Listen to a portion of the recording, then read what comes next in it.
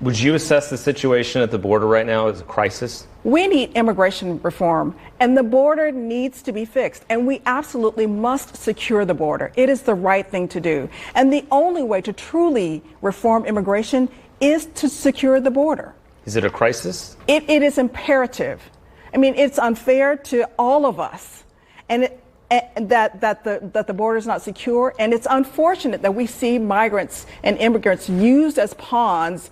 The Associated Press released a deep review of Democratic candidate for U.S. Senate John Fetterman's time as lieutenant governor. And after looking at calendars and attendance records, the AP says they found Fetterman typically kept a light work schedule and was often absent from state business. The review also revealed he had nothing listed on his schedule during about a third of his workdays and the $179,000 a year job. This is former Democratic National Committee woman Donna Brazile on John Fetterman not showing up to debate. No, but this is the truth. He should have been here. He should have been here. Would you have voted for the stimulus and spending packages proposed by the Biden administration if you were in Congress? You know, I can tell you that when we were in the middle of a pandemic and our economy was about to tank, the stimulus really did help a whole lot of folks here in North Carolina. Grossly unfair. And I think people who never went to college or people that scrimped and saved and sacrificed and paid off their student loan are not particularly happy that a group of people who voluntarily entered into a loan agreement, it's really not forgiven, it's just transferred onto the back of other Americans.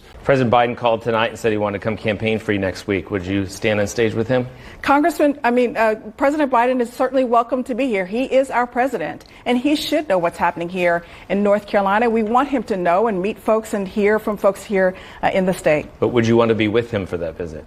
You know, if it's an official visit, we'll just have to see if that's something if we're available. But I'm telling you that, you know, we want him here in the state listening to folks and hearing from the same folks I'm talking to about what we really need here in the state. Under the prior president, again, not only was inflation at 1.4%, and you could also buy groceries and gas in the same week. Do you realize that $1 you held at the start of the Biden administration is only worth 88.3 cents? Thank you so very much what we have willing to do for this, because without your support, we can't send me to D.C.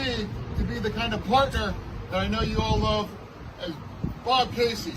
And first, I just wanted to check in and see how you're feeling and how you're doing. I'm doing fantastic.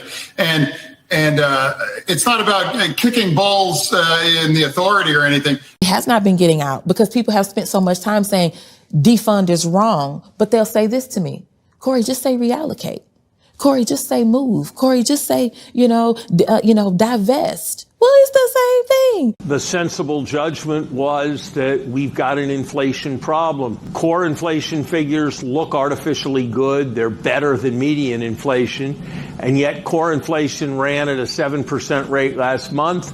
And that was more than for the quarter. And the quarter was more than for the half year. And the half year was more than for the whole year.